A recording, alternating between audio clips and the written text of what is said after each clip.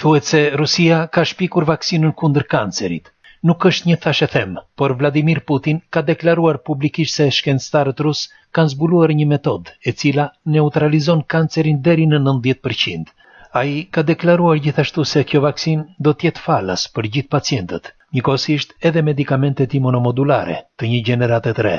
Alexander Gatzburg, drejtori i Institutit të Kërkimeve dhe Mikrobiologjisë, ka njoftuar se së shpejti do të hyjë në fazën e provave klinike të pacientëve, e më vonë do të futet në qarkullim në mas të gjerë. Testimi i ilaçit ka filluar në vitin 2022 dhe është një vaksinë e bazuar në teknologjinë mRNA, por e ndihmuar nga inteligjenca artificiale. Është e projektuar që të jetë plotësisht individuale.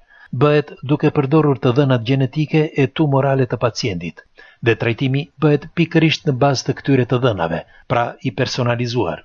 Sipas profesorit, testet e para kanë dhënë rezultate të shkëlqyera dhe vaksina do të shpërndahet gratis për gjithë Rusinë, ku aktualisht gjenden rreth 4 milion të sëmurë. Më vonë, pse jo në një interes internacional, sepse në botë ka rreth 20 milion të sëmurë me kancer. Sa njerëz njihni me kancer? Lini komentin tuaj dhe ndajeni këtë informacion.